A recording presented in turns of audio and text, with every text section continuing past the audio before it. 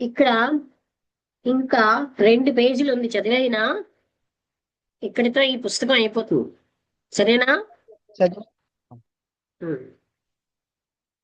అమూల్యమైన మనుష్య జన్మములో ఒక్క నిమిషమైనా వ్యర్థము చేయక ఆత్మనిష్టలోను, శాస్త్ర విచారణలోను, పుణ్య కర్మానుష్టములోను, గృహస్థుడైన కుటుంబ పోషణ కార్యములోను, ఇతర జనుల దుఃఖ నివృత్తి పరమకు కార్యము చేయుటలోను, బోధించుటలోను కాలము గడపవలె. జీవనోపాయ కృత్యము దోష వివర్జితముగాను, ఆత్మజ్ఞాన ప్రతిబంధము లేనిదిగాను చేయుట ముఖ్య కర్తవ్యము. అదే రైట్ లివింగ్, రైట్ లైవ్లీహుడ్ అని బుద్ధుడు చెప్తాడు కదా. ప్రాణిహింస చేయకుండుటయు, ప్రాణి వధ, ఆహారములను మానుటయు, అలాగే గంజాయి, నల్లమందు, సురాపానము మొదలైనవి దోష పదార్థములని విడిచి శుద్ధాహారుడై శుద్ధ ప్రవర్తకుడై బ్రహ్మ సాక్షాత్కార పర్యంతము గురూపదిష్ట నిష్టలను ప్రతిదినము తప్పక అనుష్ఠించుటయు కలిగి ఉండవలెను. 7.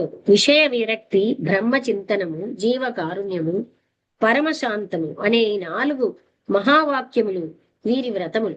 దీనిలో గృహస్థ పురుషుడైన తన భార్య తప్ప తక్కిన స్త్రీలందరినీ తల్లుల వలెను, స్త్రీ అయిన తన పతిని తప్ప ఇతర పురుషులను తండ్రుల వలెను నిశ్చయముగా చూడవలసినదే కాక, గృహస్థులకు విధించి ఉండు విరక్తితో నుండుట శ్రేయస్కరం. ఇతరులు సంపూర్ణ విరక్తులై ఉండవలేను. ఈ ఆశ్రమములో చేరువారు పైనుదహరించిన యావద్ విషయములను తమ యావజ్జీవితము అనుష్ఠింపగల వారమని దైవ సాక్షిగా ప్రమాణము చేయవలేను.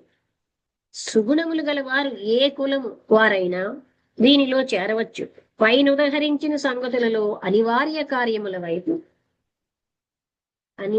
కార్యములేవైనా తటస్థించి అనుష్ఠించుటకు సాధ్యపడకపోతే సంఘములో ప్రధానమైన వారిని విచారించి మార్పు చేసుకొనవచ్చు. ఇక్కడికి సదుపదేశములు, అది 426 అండి. ఆత్మ నియమము కావలయున ఆహార నియమమును అవలంబించవలయను. నిశ్చల ధ్యానము కావలయున నిర్మల భక్తిలో మునుగవలేను. అంటే ఒక కండిషన్ చెప్పి దానికి ఆన్సర్ ఇస్తున్నారు. అగాధ నిష్టలో ప్రవేశించవలెనా, అఖండ జ్ఞానము కలగవలను. సోహంభావము ఉదయించవలెనా, అహంభావము నశించవలేను. నిర్వికల్ప సమాధి కలగవలేనా, సవికల్పము క్షయించవలెను. నిత్య జీవితము గడపవలైనా, సత్య జీవితము గడపవలైనా, అసత్యలోకమును తృణీకరించవలేను. పరమశాంతితో జీవించవలైనా, అశాశ్వతమును విడువవలేను. కరుణామృతముతో బ్రతకవలైనా, కారుణ్యమును అవలంబించవలేను. విరక్తులై ఉండవలైనా, సంస్కారము నొందవలేను. దైవ ప్రేమ కావలేనా, లోకమును ప్రేమించవలేను.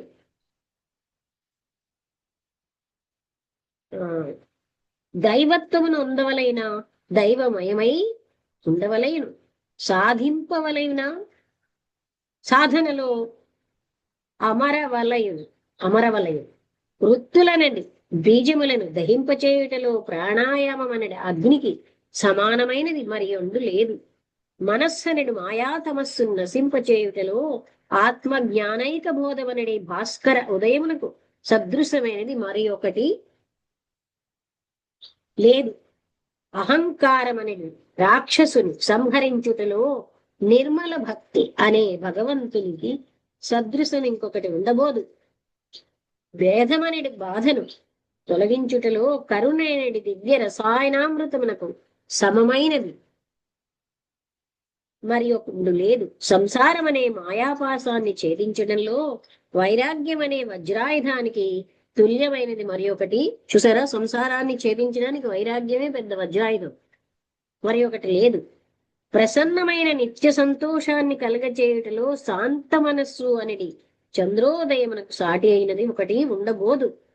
నియమ నిష్టలన్నింటిలోనూ సంయమమునకు సమానమైనది మరొకటి ఉండజాలదు. సంయమం అంటే ఇంద్రియ నిగ్రహం. ఇంద్రియములనడి మృగములను నిగ్రహించడం కావాలి. వ్రతానుష్ఠానం అనేది సింహమునకు సమానమైనది మరి ఒకటి లేదు. తత్వబోధ అనేది దివ్య జ్యోతిని స్థిరముగా నిలుపుటలో బ్రహ్మచర్యం అనేది ఓజస్సునకు సదృశమైనది మరి ఒకటి లేదు. నిర్భయుడై వెలగవలసి ఉండిన సత్యనిష్టకు సమానమైన ఏకచక్రాధిపత్యం మరొకటి లేదు. చూసారా, భయం పోవాలంటే సత్యనిష్ఠుడు అవ్వాలంటున్నారు. ద్వైతము నశించి అద్వైత ప్రభువై ప్రకాశించవలసి ఉండినా ద్వైతము నొందుట తప్ప, దైవత్వము నొందుట తప్ప మరి ఒక ఉపాయము లేదు. సర్వత్రా విజయమునుంది నిశ్రేయస్సు నొందవలసి ఉండిన నియమిత కృత్యమును నిశ్చిత కాలములో చేయుట కన్నా గత్యంతరము లేదు. ఇక్కడితో అయిపోయిందండి. లోకా సమస్త సుఖినో భవంతు. This is the last. ఎంత లాస్ట్ కూడా ఇంట్రెస్టింగ్ గానే చెప్పారండి ఆయన. ఈ కండిషన్ ఇది చెయ్యి, చివరిలో కూడా బోర్ కొట్టకుండా చాలా బాగా చెప్పారు. అవునా కదా? ఎవరు రామముద్రి గారు, వసంతలత ఉన్నావా? నువ్వు ఎక్కడున్నావు నాకు అంటే కొంచెం వసంతవి కదా, అందుకని లాస్ట్కి వెళ్ళిపోదు. ఓకే, చెప్తావా? నీకేమైనా అనిపించినవి చెప్పు, అన్ని జ్ఞాపకం అని కాదు, లేదా నోట్ చేసుకుంటే ఓకే. అంటే నోట్ ఒకటో చేశాను. మొట్టమొదట నాన్ వెజిటేరియన్ ఫుడ్ గురించి ఆయన చెప్పారు. అది ప్రాణహింస చేసి ఆ పదార్థాలు సేవించడం అనేది ఒక ఎంత పాపమో చెప్పారు. అది కోస్తున్నప్పుడు చేస్తున్నప్పుడు ఆ ఉండేటువంటి ఆ వైబ్రేషన్స్ అన్ని మనలో వెళతాయి. అది హింసపడినటువంటి అవన్నీ మనలో చేరుకుంటాయి. ఆ తర్వాత అది అమ్మేవాడు, కొనేవాడు, చేసే అందరూ, వండేవాడు, తినేవాడు, అమ్మేవాడు, కొనేవాడు, వండేవాడు, ప్రోత్సహించేవాడు, అంటే పక్క వాళ్ళు తిన్నా పర్వాలేదులే అని, వీళ్ళందరూ కూడా ఈ పాపంలో భాగమే అని చెప్పారు. అదే ప్రాణహింస. తర్వాత మెయిన్లీ ఇవాళంతా అహింస. సురాపానం గురించి కూడా చెప్పారు. సురాపానం అనేది చేయడం వల్ల మొత్తం అంటే తను ఒక్కడే కాకుండా మొత్తం ఫ్యామిలీ అంతా కంప్లీట్ గా ఇదే అయిపోతుంది. తర్వాత ధర్మ అధర్మ, న్యాయ అన్యాయం, సత్యం, వీటి విచక్షణలు ఉండవు ఆ సురాపానానికి అలవాటు అయినప్పుడు. అందుకని దాని నుంచి దూరంగా ఉండడం చాలా ఇది ఇంపార్టెంట్. తర్వాత అదే మొత్తం లైఫ్ అంతా ధర్మాన్ని, సురాపానంతో పాటు గంజాయి అది ఏదో పేరు కూడా చెప్పారు దానికి. ఆ గంజాయి తాగడం వల్ల అంటే చాలా మంది దాన్ని ఏదో గొప్ప విషయంగా పాటిస్తూ ఉంటారు. కానీ అదేదో పెద్ద కల్చర్ గా ఇదిగా, కానీ దానివల్ల మన శరీరానికి హాని కాకుండా సమాజానికి కూడా ఎంత హానో అది చెప్పారు.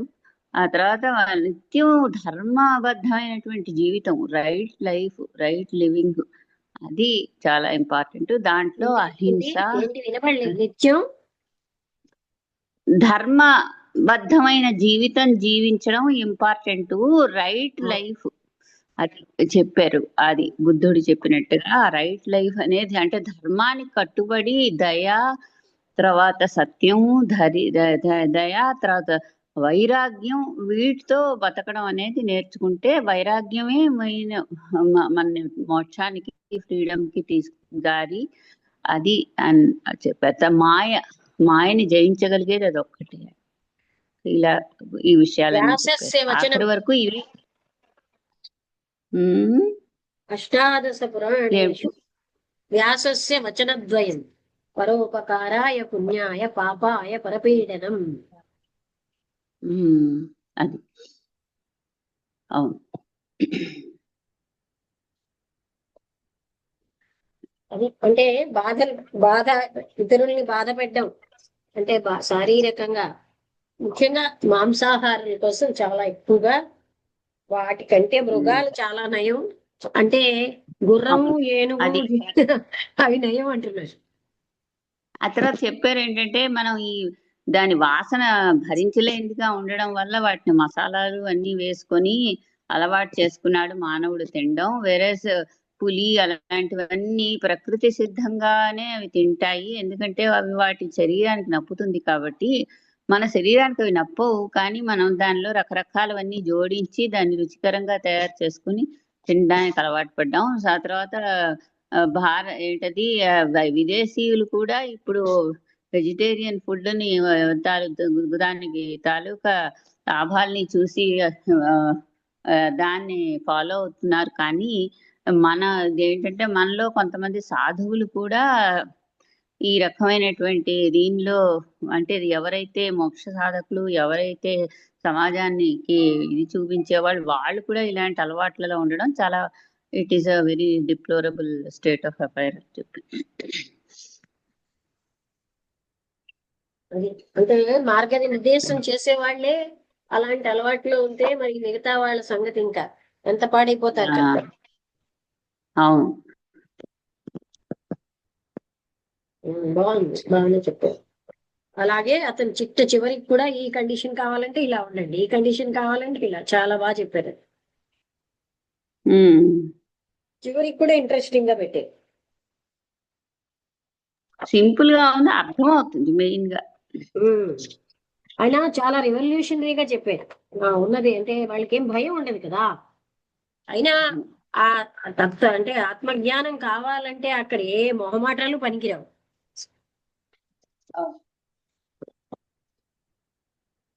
రామబుద్ధుడి గారు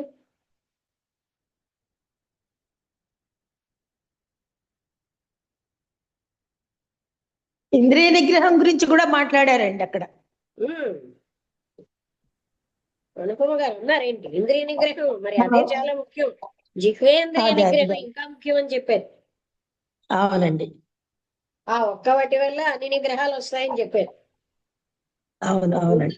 దానికి కూడా కారణం ఏం చెప్పారంటే, జిహ్వా వల్ల మన ఆహారం యొక్క ఇంపాక్ట్ వల్ల జిహ్వేంద్రియ నిగ్రహం ఉంటే మిగతా ఇంద్రియాలన్నీ చాలా చక్కగా ఉంటాయి. అదే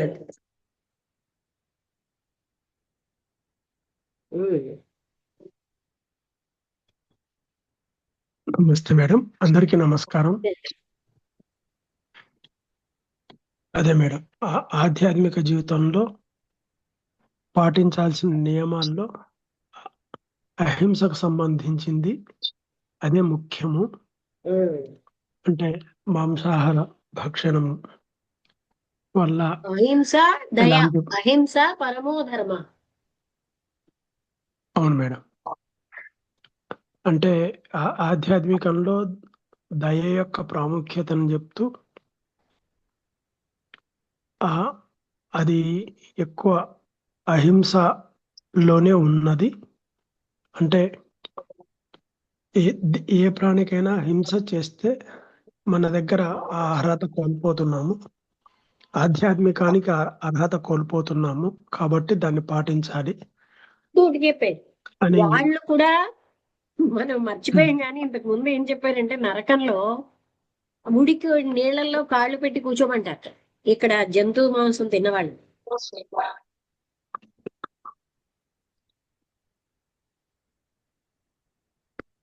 అక్కడ బాధే ఇక్కడ బాధే ఏమంటారు? అంటే ఇక్కడ కొన్ని భిన్న వ్యాఖ్యానాలు చేస్తున్నారు కదా మేడం ప్రవచనకారులు కూడా. అంటే ఇప్పుడు కొంతమంది తినేవాళ్ళు తినొచ్చు, వాళ్ళకి ఆచారం ఉంది కాబట్టి తినొచ్చు, శూద్రులు కూడా తినకూడదు అని ఆ బృహదారణ్యక ఉపనిషత్తులో ఉందని చెప్పారు. చూసారా, మనం అలా అనేసుకుంటున్నాం. అదే మేడం, అంటే ఇప్పుడు కొంతమంది ప్రవచనకారులు ఏం చెప్తున్నారంటే,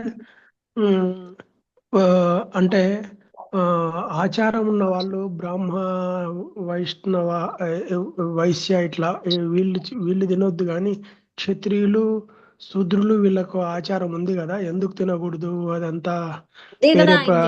అలాంటి ఆచార్యులు ఉండబట్టే ఎందరో చెడిపోతున్నారని కదండి. అదే ఫస్ట్ లో కూడా చెప్పారు.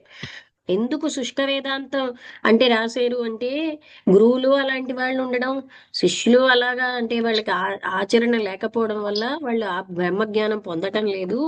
వీళ్ళు చదువుతున్నా తెలుసున్నా ఎందుకు పొందట్లేదని తెలుసుకుని అని ఆయన రాశారు. అసలు ఈ పుస్తకం రాశారు. ఇప్పుడు అది ఒక కథ చెప్పారు, మీరు లేరప్పుడు. ఒక శిష్యుడేమో మంచి గురువుకి, శిష్యుడు ఒకడేమో మంచి గురువు కాదు. ఈ ఇద్దరు కలిపి తీర్థయాత్రలో ఏదో అంతా అన్ని చూడమని వెళ్తుంటే, మంచి గురువుకి శిష్యుడికి ఎదురుగుండా మాంసమే తప్ప ఇంకేమీ లేదు. అంటే 3 రోజులై భోజనం లేకపోతే ఆ రెండో గురువు శిష్యుడు అంటాడు, ఏం పర్వాలేదు, ఏం దొరికితే అది తినియొచ్చు అని మాంసం తినేస్తాడు. ఇతడు మాత్రం అలాగే పస్తుంటాడు. ఆ తర్వాత ఏమోని ఆ, ఒక స్త్రీ ఉన్న దగ్గరికి వెళ్తారు. వెళ్ళిన తర్వాత అతనేమో ఆ స్త్రీ అలాంటి దగ్గరికి మనం వెళ్ళొద్దు అని అంటే, ఆ చెడ్డు గురువు ఉన్న శిష్యుడేమో ఏం పర్వాలేదు స్త్రీతో సంగమించినా అంటాడు. అలా చెడిపోతాడు. ఇతడు మాత్రం అలాంటివన్నిటికీ దూరంగా అయిపోయి, ఆ మంచి గురువు గారు ఇలా లేరు కదా అని చెప్పి ఆయన బాగా అయ్యాడని అది చెప్పారు ఇంతకు ముందు. అంటే అవును మేడం. గురువు యొక్క ఇంపాక్ట్ ఎలా ఉంటుంది, అది సదాచరణ లేకపోతే శిష్యుల మీద ప్రభావం ఉంటుంది. అవును మేడం. అంటే మెయిన్ ఆధ్యాత్మికంలో అర్హతల్లో విషయంలో యమ నియమాలు అని యోగంలో చెప్తారు కదా, అవి పాటించకుంటే ఆ, ఇది కాదు అని చెప్పేసి మా ఇంటికి వచ్చిన వాటిల్లో ఈ వాళ్ళందరికీ రామభద్రి గారు జ్ఞానం వచ్చినా ఆ, లేకపోయినా టీ అలవాటు చేస్తున్నామండి. అర్థమైందా? అవును మేడం, కరెక్టే పొద్దున మేడం. రాగానే గంట కొడుతుంది మేడం కాఫీ టీల కోసం. ఏంటండి? జ్ఞానం ఉన్నా అంటే లేకపోతే టీ అలవాటు చేసుకున్నామంటే కాఫీ టీల కోసం గంట కొడుతుంది పొద్దున్నే అంటున్నాను. గంట కొట్టడం కాదు, అలా ఇక్కడ మనం పొద్దున్నే 5 గంటలకు చదివిన దాంట్లో వాళ్ళు టీ కూడా తాగుతున్నారు ఆ స్వామీజీలు. అదే అదే అదే. అందరూ గొప్ప అవును గొప్ప. మేడం. అంటే అదే గురుగారు స్వామీజీల గురించి కూడా చెప్పారు కదా మేడం, గంజాయి తాగుతారు ఇట్లా, ఇవన్నీ కరెక్ట్ కాదు అన్నట్టు చెప్తున్నారు. అంతే కదండి, ఈ జీవితాలు ఉమ్, కుటుంబాలు పాడైపోతున్నాయి కదా. అదే మేడం, అంటే ఆ మార్గంలో ఉన్న వాళ్ళు కూడా అలాంటి పరిస్థితిలో ఉన్నారు అని హెచ్చరిస్తున్నారు. దానివల్ల ఇంకా అలాగా. వాళ్ళు అవును తాగుతూ మేడం. ఎదుటి వాళ్ళని తాగమని కూడా చెప్తారు. అవును మేడం. గంజాయి తాగుతూ వాళ్ళు షేర్ చేస్తారు మేడం.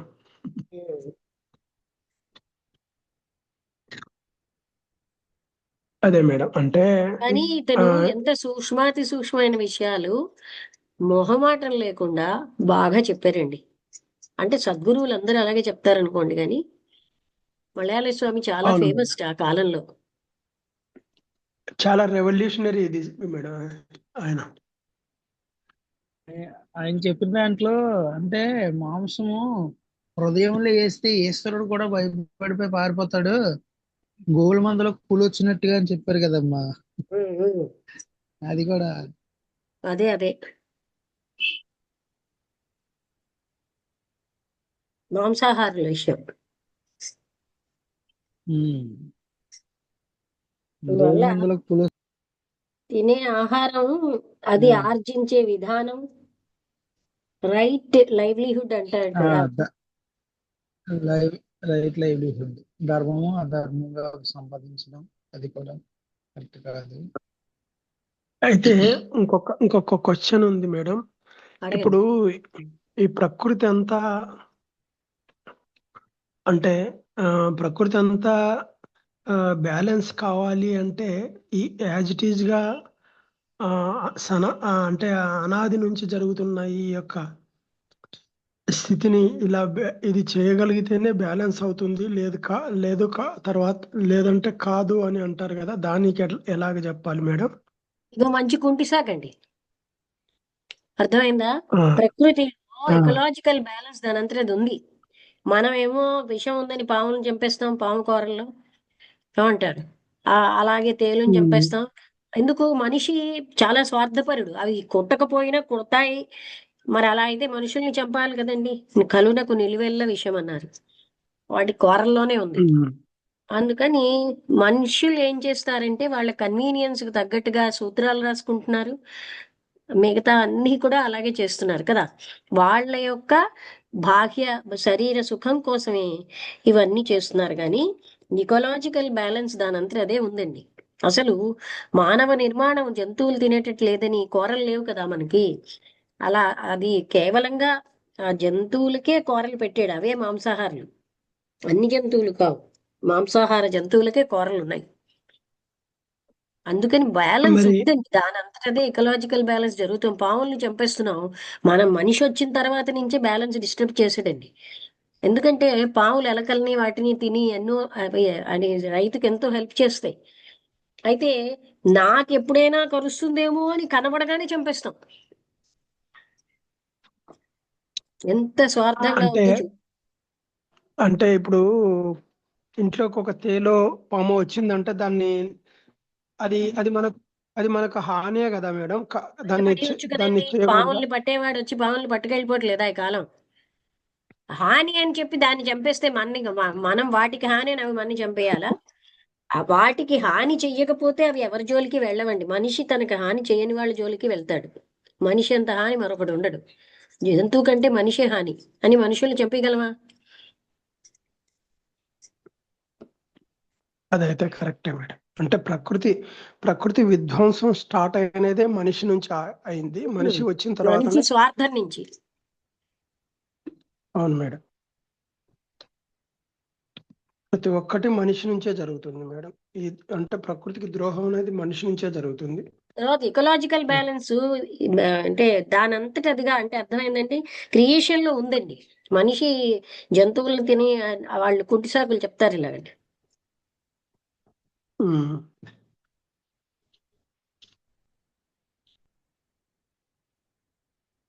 ప్రకృతిలోనే ఆ బ్యాలెన్స్ ఉంది. ఆ నియంత ఎవరైతే సృష్టికర్తో ఆయనకి అన్ని తెలుసు. మేడం, నాకు చిన్న సందేహం. మా పెద్దమ్మ గారు వాళ్ళ ఇంట్లో పాము ఇంటి పైకి వచ్చి కూత కూసేటండి. వీళ్ళు చూసేది ఒకటి రెండు సార్లు దండం పెట్టుకున్నారట, నీ పేరు పెట్టుకుంటాము, మళ్ళీ మాకంట నువ్వు పడకు అని. పాము కూడా తర్వాత కూతకు వస్తుందా? రాలేటువంటి అనుపమ శేషు గారు అని పేరు. ఒకసారి చెప్పండి. అనుపమ గారు, పాము కూడా కూతకు వస్తుందా? ఒక రకమైన శబ్దం చేస్తుంటండి. ఆహా. ఉమ్. అది అంటే మా ఇంట్లో, మా పెద్దమ్మ గారి ఇంట్లో జరిగింది. వాళ్ళ ఇంట్లో అప్పుడు శేషు అని పేరు కలుపుకునేవారు అనమాట ఇంట్లో పిల్లలకి. అయితే ఆ పాము ఏం చేసేది కాదు. ఏం వెళ్ళిపోయింది, అలా దండం పెట్టుకున్న తర్వాత ఇది వెళ్ళిపోయింది. ఇంటి పై పెంకుటిల్లు ఇదైపోతుందమ్మా. అనమాట, పాలు పైకప్పుకి ఇంట్లో ఆవిరికి వచ్చి ఉహు. ఇంకా దండం పెట్టుకున్నాము, వెళ్ళిపోయింది. దాని అంతటా అదే మళ్ళీ కనిపించలేదు. ఆ తర్వాత వాళ్ళ ఇంట్లో శేషు అని పేరు కలుపుకున్నాం అని చెప్పన్నారు అనమాట పిల్లలకి. ఉహు. అది అంటే మరి వాళ్ళు నమ్మకంగా చెప్పారు, అది ఎంతవరకు కరెక్ట్ అని అవ్వచ్చు. మిమ్మల్ని అడుగుతున్నాను. అంటే ఇప్పుడు పాముని మనం చంపుదాం అన్న ఐడియా రాగానే దానికి వెళ్ళిపోతుందండి ఆ ఐడియా. ఓకే. వీళ్ళు చంపుదామనుకోవాలి, నీ పేరు పెట్టుకుంటామని దండం పెట్టుకున్నారు. అదే అంటే ఆ ఐడియా వెళ్ళిపోయి అవి కాటేస్తాయి తప్ప దాన్ని ఏమి చెయ్యము అనే వాళ్ళని అవి వచ్చి కాటేయవు. మనుషులు ఒక్కరే అలా చేస్తారు. హాని చేయని అదే వాళ్ళని అదే. కూడా హాని చేస్తారు, కానీ జంతువులు హాని చేయని వాళ్ళని హాని చేయవు. అది మా వాళ్ళ ఇంట్లో చెప్పుకుంటూ ఉండేవారు. వాళ్ళ ఇంట్లో వచ్చింది, ఇలా దండం పెట్టుకుంటే మళ్ళీ మాయమైపోయింది. ఆ తర్వాత నుంచి శేషు అని కలుపుకున్నారు పిల్లలకి అని చెప్పి అనుకుంటూ ఉంటారు మా పెద్ద పెద్దల్లి గారి ఇంట్లో. వాటికి ఎంతో ఇంట్యూటివ్ జ్ఞానం అవి ఉంటాయండి. అదే. ఇంకొక క్వశ్చన్ అడగండి. ఉంది. ఉమ్. సరే, మన హిందూ సంస్కృతిలో అహింస పరమో ధర్మ అనే విధానంలో మనం ఇది ఈ ఈ చర్చ నడుస్తున్నది మేడం. ఆ మరి పాశ్చాత్య మతాలు అంటే మహమ్మదీయ మతం కానీ క్రిస్టియానిటీలో కానీ ఈ ఈ నియమం అనేది లేకుండా వాళ్ళు క్రిస్టియానిటీలో డైరెక్ట్. క్రీస్తు నాన్ వెజ్ తినమని ఎక్కడా చెప్పలేదు, మేక పిల్లని కూడా రక్షించాలని చూసాడు. అర్థమైందా? ఈ క్రిస్టియన్ అతన్ని అనుసరించే వాళ్ళందరూ నాన్ వెజ్ తింటున్నారు, కానీ ఆయన అలాంటిది హెచ్చరించలేదండి. అలాగే ఈయన రాస్తున్నారు కదా మన అన్న మలయాళ స్వామి గారు, ఆ అల్లా చెప్పిన దాన్ని వీళ్ళు మార్చేసి ఇలాగ ఇస్తున్నారు, కానీ అల్లా అలాంటివి చెప్పట్లేదు అనేది మనకు అర్థమైంది. అవునా మేడం? అంటే వీళ్ళు ఎందుకంటే ఇప్పుడు చూడండి, బక్రీద్ అంటే వాళ్ళలో దైవానికి కూడా మీరు నైవేద్యంగా ఒకటి తెలుసా, సూఫీ మతస్థులు ఉంటారా, వాళ్ళలో చాలా మంది నాన్ వెజ్ తినరండి. అవును. అలాగే క్రిస్టియన్స్ లో కూడా ఆహా. ఆ స్టాంచ్ గా అలా ఉన్నవాళ్ళు ఆ తినకపోవడం రైట్ అని వాళ్ళకి తెలుసు. ఉమ్. క్రీస్తు అంటే అహింస, ఆ, దాంట్లో రాంబుద్ధుడు గారు క్రీస్తు అహింసా మార్గాన్ని పాటించాడు కదండి. ఉమ్, క్రిస్టియన్ అంటే క్రీస్తులాగా ఉండాలి మనం. ఆహా.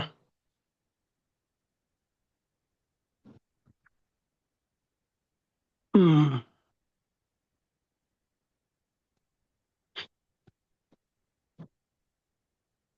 వాళ్ళు ఇప్పుడు అదే ఇక్కడ మేడం, ఎలా అంటే అయితే ఉందండి, అత్యున్నత స్థితిలో నేను ఉండే. గోపాల్ అనే ఒక అబ్బాయి 5 స్టార్ హోటల్లో పనిచేసేవాడు హైదరాబాద్ లో. ఒక సాటర్డేట అంటే బ్రాహ్మణ పూజారి ఆయన ఒక్కడు వెళ్ళి చక్కగా నాన్ వెజ్ ప్లేట్ ఆర్డర్ చేసుకుని తినేవాట. అంటే ఆయన బ్రాహ్మడైనా ఆయనకి నాన్ వెజ్ వాసన ఉండిపోయింది. ఫ్యామిలీతో వెళ్తే వెజిటేరియన్ తినేవాట. ప్రతిరోజు ఒక రోజు వెళ్ళి, అంటే వారానికి ఒక రోజు వెళ్ళి చక్కగా ఆ ప్లేట్ ఫుల్ గా తినేవాట. చాలా దృఢంగా ఉండేవాట చూడడానికి కూడా. అందువల్ల ఇది వాసనలు, వాటిని సపోర్ట్ చేసుకోవడానికి 10 రకాల కారణాలు చెప్పుకుంటారు. ఇప్పుడు ఒక బలహీనతని సపోర్ట్ చేసుకోవడానికి 10 కారణాలు చెప్తారు. ఏమంటారండి? అవును మేడం.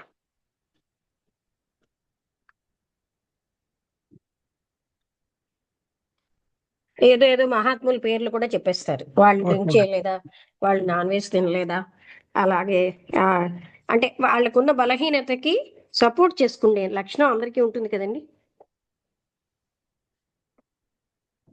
అదే మేడం, అంటే ఈ ఈ మధ్య అంటే ఇప్పుడు గరికపాటి లాంటి వాళ్ళు దాన్ని ఆ, ఈ ఈ నాన్ వెజ్ తినకూడదు అనే దాన్ని ఖండిస్తూ బ్రాహ్మణులకు వాళ్ళకు ఓకే అండి, మీ అది శూద్రులకు వాళ్ళ తినే వాళ్ళని వాళ్ళకి బట్టి ఏం ఉంటుందండి. ఇప్పుడు మనకి వాళ్ళది ఆచారం. మలయాళ స్వామి కంటే సద్గురు ఎవరున్నారు చెప్పండి? ఇప్పుడు ఆయన వాళ్ళని బట్టి అలాగ అవును మేడం. దా- ప్రవ- దాని యొక్క అవునులేండి మేడం. ఏమంటారు కరెక్ట్. ఎక్స్ప్లెనేషన్ ఎలా అయినా ఎవరైనా ఎలా అయినా తీసుకోవచ్చు. ఏమంటారు? కరెక్ట్. అంటే అది లక్షల మందికి వెళ్తుంది, దాని వలన కొంత ఇదైతుంది. అది అది కరెక్టే మేడం, అంతే. ఓకే క్రిస్టియన్స్ లో మేడం, కూడా థ్యాంక్ యూ మేడం. కొంతమంది ఇవేవి తినకుండా ఉన్న వాళ్ళు ఉన్నారండి. ముస్లిమ్స్ లో కూడా అలాగ ఉన్న వాళ్ళు ఉన్నారు. లో కూడా అయినా ఇప్పుడు మనకి టాపిక్ ఏంటంటే ఏదైతే రైట్ కాదో వదిలేయడం. ఆ, ఏమంటారు? దానివల్ల అంతే నష్టాలు ఇప్పుడు అంతే. సైన్స్ కూడా చెప్తోంది. నాన్ వెజిటేరియన్స్ ఎన్నో రోగాలకు గురవుతున్నారు. చనిపోయిన సవాళ్ళు తినడం వల్ల బలం వస్తుందా బలహీనత వస్తుందో మనకు అర్థం కాదు. అవును మేడం. ఎందుకంటే ఏచూరి గారు సవాళ్ళని తింటున్నారు, ఇంట్లో ఎవరైనా చనిపోతే అంత దూరాన్ని పడేస్తారు, అటువంటి సవాళ్ళని మీరు తింటున్నారని చెప్పారు ఒకసారి ఆయన క్లాస్ లో. వెళ్ళాను నేను క్యాంప్ కి. సుధా చైతన్య గారు చెప్పారు అక్కడికి వెళ్ళమని. వెళ్ళాను. యచూర్ అంటే ఎవరు మేడం? ఏచూరి గారిని ఆయుర్వేద వైద్యులు. ఆహా, ఓకే ఓకే ఓకే. ఆయనది హైదరాబాదే అనుకుంటాను. అవును మేడం. ఆయన క్యాన్సర్ కు ఎక్కువ ఇది ఉంటారు. అవును మేడం. ఇప్పుడు ఆయనకే పక్షవాతం వచ్చిందని విన్నాను. సరే, అది టాపిక్ కాదు మనకి. ఇప్పుడు టాపిక్ అయితే అందరికీ అర్థమైందా? ఇంకెవరైనా మాట్లాడతారా? నాయుడు గారు, ఆ ఈశ్వర్, రమణకేమో టైం అయిపోయింది. చాలా. నారాయణ గారు, మీకు టైం అయిపోయిందా? టైం అవుతుంది నాకు కూడా. ఓకే రమణ, మీరు వెళ్ళండి, పర్వాలేదు. ఓకే. నారాయణ గారు, మన కాలేజీ నారాయణ గారి టైం అయిపోతే వెళ్ళిపోతారు కదా మరి. నారాయణ గారు చెప్పండి, కోరుబిల్లి నారాయణ గారు.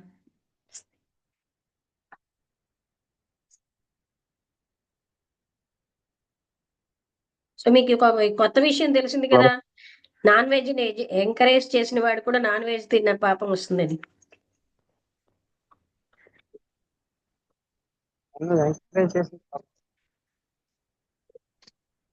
ఏంటండి నేను వినబట్టండి? కూడా వెళ్తున్నా, చిన్న పని ఉంది. నేను కూడా వెళ్తున్నాను ఇవాళ. నేకున్నా వెళ్తున్నా బయటికి, అది మీకు చెప్దామని చేశా. ఓకే ఓకే ఓకే, ఇంకా అయిపోతుందిలేండి ఎలాగా. నారాయణ గారు చెప్పండి. నమస్తే మేడం గారు. నమస్తే. ఒక్కొక్కటి మనకి మీరు చెప్పినట్టుగా మనకు వాసనలు అనేవి ఉన్నాయి కదమ్మా. ఆ వాసనలను మనం అబ్జర్వ్ చేస్తూ నేను అందులోకి వెళ్తున్నానా, లేదంటే వాసనల వైపే వెళ్ళిపోతున్నానా, లేదంటే నా అంతట నేనుగా నా స్వసిద్ధంగా ఏవైనా మిగతా జీవుల పట్ల కరుణ, దయ, జాలి ఉన్నాయా అని అబ్జర్వేషన్ అయితే ఈ నాన్ వెజ్ తినడం మానేసిన తర్వాత నుంచి నాది అవేర్నెస్ కొద్దిగా ఎక్కువైందమ్మా. అది అవును, బుద్ధి అయితే సూక్ష్మతరం మిగిలిన అవుతుంది. వాళ్ళు ఎందుకు తినట్లేదు, ఆ బుద్ధి సూక్ష్మతరం అవుతుంది. అయితే మిగిలిన వాళ్ళు ఎందుకు తినట్లేదు అనేసి నేను అప్పుడు ఆలోచిస్తుండేవాడిని. ఇప్పుడు వాళ్ళు కూడా వాళ్ళ టైం వచ్చినప్పుడు కంపల్సరిగా మానేస్తారు అనే విషయాన్ని మాత్రం నేను చెప్పగలుగుతున్నానమ్మా. ఎందుకంటే వాళ్ళు ఎవరి మానేస్తారో లేదో కర్మానుసారంగా మీరు వాళ్ళకి చెప్పలేరండి. జరుగుతుంటది. మీరు అందరి తరఫున మాట్లాడకండి. ఆ, వాళ్ళ సంగతి ఓకే మీరు ఎలా ఓకే. చెప్తారు? ఏమంటారు? అది రైటే అనుకున్న అంటే వాళ్ళకి ఒక అందులోనే ఆనందం ఉన్న వాళ్ళు ఎందుకు మారుతారండి? అంటే లా ఆఫ్ కర్మలో ఎక్కడికో దగ్గరికి వాళ్ళు తీసుకెళ్తుంటది కదమ్మా. అవన్నీ మనకు అనవసరం. ప్రెసెంట్ ఎప్పుడో యుగాంతంలో అందరూ మారతారంటే మనకి ఎందుకండి అది? ఏమంటారు? ఇప్పుడు ప్రజెంట్ అది యుగాంతంలో కరెక్ట్. నేను అవన్నీ మనకు అనవసర విషయాలు కదా. వాళ్ళు మారచ్చు, ఉమ్, మారకపోవచ్చు, అందులోనే ఉండిపోవచ్చు, ఎవరికి తెలుసు? అవును, ఇది వాస్తవేనమ్మా. ఓ 10,000 మనం జన్మలు అప్పుడు అయ్యాక వాళ్ళు కాన్ఫ్లిక్ట్. మారతారో లేదో అన్ని మనకెందుకు ఇప్పుడు? ఆ పాయింట్ అనవసరమైన పాయింట్ కదా. మలయాళ స్వామికి అది తెలియకే మాట్లాడారా? ప్రెసెంట్ మనకి మన ఎదురుగుండా కనబడిన వాళ్ళని కూడా మనం డిస్కరేజ్ చేయాలి. మనం వాళ్ళని ఎంకరేజ్ చేయడానికి కారణం మన స్వార్థం, మనని వాళ్ళు మంచి అనుకోవాలని. ఏడుతున్నాడు అవునవును. డైలీ అడిగి తీసుకెళ్తే ఇంకా స్ట్రాంగ్ ఉంటుందా? ఇంకెవరైనా మాట్లాడతారా? నమస్కారం అమ్మా. నమస్తే, చెప్పండి నాయుడు గారు. అందరికీ అంటే నేను మొదట్లో కొంచెం రావడం లేట్ అయిందమ్మా. అంటే నేను ఇప్పుడు ఈ క్లాస్లో చెప్పిన దాంట్లో గ్రహించింది ఏంటంటే, వేళ్ళు ఎలా అయితే ఒక చెట్టుని ఉదాహరించి చెప్పారో, ఎవరైతే ఆ, అంటే ఆచరించదగ్గ వాళ్ళు ఆచరణకు వైఫల్యం తీసుకొచ్చే విధంగా ఎవరైతే జీవిస్తూ ఉంటారో వారి వల్ల అందరికీ అది వ్యాపించబడుతుంది, వ్యాపించి క్షీణింపబడుతూ ఉంటది అన్నది గ్రహించానమ్మా. అంటే దీనికి ఎగ్జాంపుల్ ఏంటంటే, ఎవరైతే ఇలా చేయకూడదని చెప్తూ ఉంటారో వాళ్ళే మాంసాహారం భుజించడం వలన అది తొందరగా అందరికీ వ్యాపించబడుతూ ఉంటది. అందరిలో కూడా అటువంటి స్థితులు కలుగుతూ ఉంటాయి. అంటే ఏ విషయం పట్లైనా అన్ని అది నేను గ్రహించగలిగానమ్మా. ఎవరైతే ఆచరించదగ్గ వాళ్ళు ఎవరైతే ఉన్నారో వాళ్ళు పర్ఫెక్ట్ గా, అంటే గురువులా లేకపోతే వాళ్ళ ఎవరైనా ప్రభావం కావచ్చు, చాలా ఉంటుంది. పిల్లలైనా కరెక్ట్ గా ఉంటే చూడండి, తల్లిదండ్రులు ఆచరించేదే వాళ్ళు నేర్చుకుంటారు, చెప్పేది నేర్చుకోరు. అవునమ్మా. అవునమ్మా. అది అంటే ఇప్పుడు చెప్పబడే దాంట్లో నాకు బాగా లోతుగా అర్థమైంది అదమ్మా. నమస్కారం అమ్మా. నమస్తే. అయితే మనకి శుష్క వేదాంత తమో భాస్కరం PDF నెంబర్ 3 చూడాలి. రమణకి 3 దొరకలేదు, 4 దొరికిందని పెట్టాడు. 3 దొరికితే 3 చదువుదాం, దొరకకపోతే 4 చదువుదాం.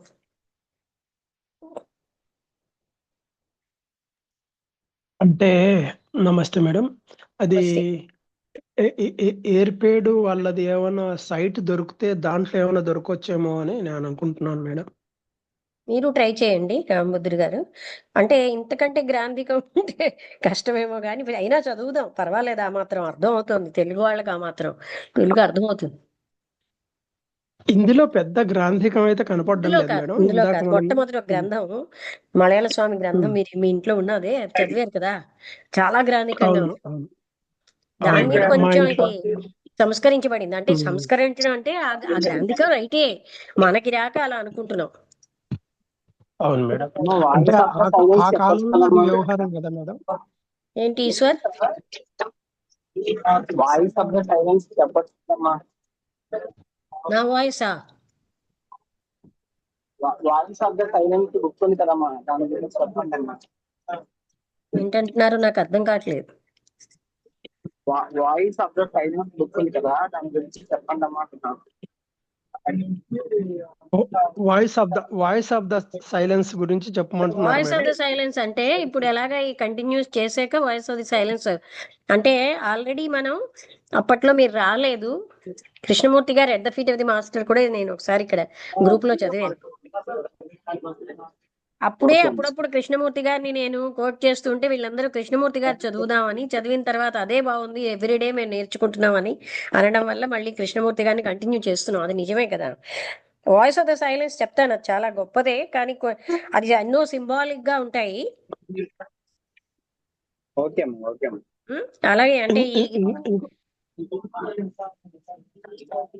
ఏం చేయమంటారు అయితే? వాయిస్ ఆఫ్ ది సైలెన్స్ చెప్పమంటారా? థర్డ్ ప్లాల్యం అది మేడం, అది దొరకలేదు అనుకోండి, ఇది చెప్పండి madam, voice of the silence. ఇంకొక రిక్వెస్ట్ మేడం,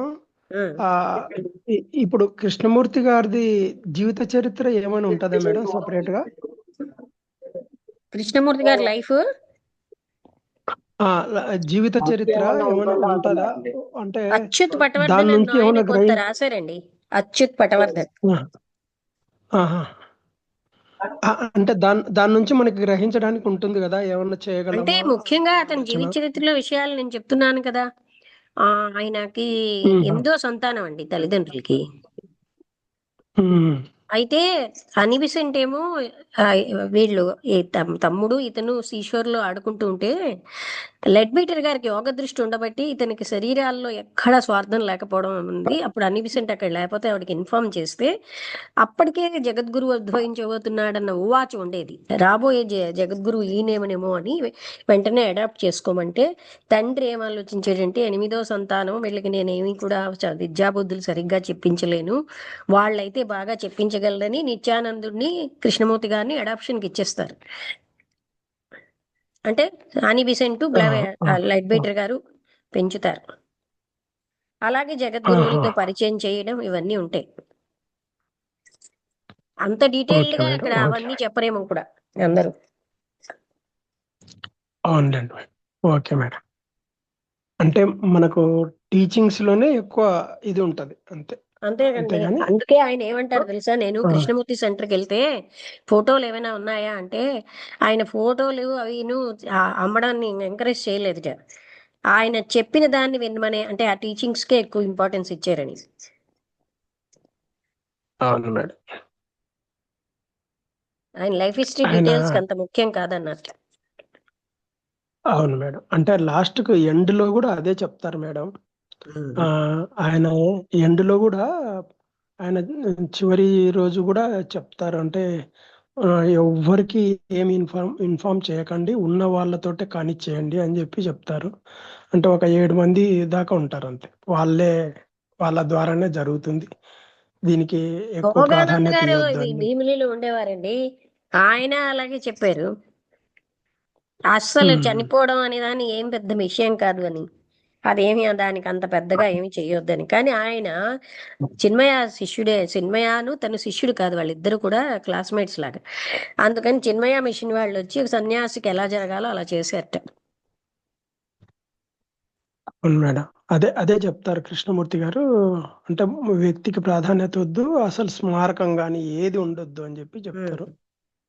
అలాగా చివరి విషయం అలాగే జరిగిపోయింది మేడం. అలాగే ఎన్సి కృష్ణ గారు 16 ఏళ్ళప్పుడు కృష్ణమూర్తి గారి దగ్గరికి వాళ్ళ తాతగారితో వెళ్తే ఆ అబ్బా 16 ఏళ్ళప్పుడు సార్ అని సంబోధించి, కృష్ణమూర్తి చెప్పారని మీరు అనకండి, అది మీరు అవగాహన చేసుకుని దాంట్లో ఉన్న సత్యాన్ని మీరు తెలుసుకుంటే అలా చెప్పండి, కానీ కృష్ణమూర్తి సెడ్ అని చెప్పకండి అని చెప్పేవారు.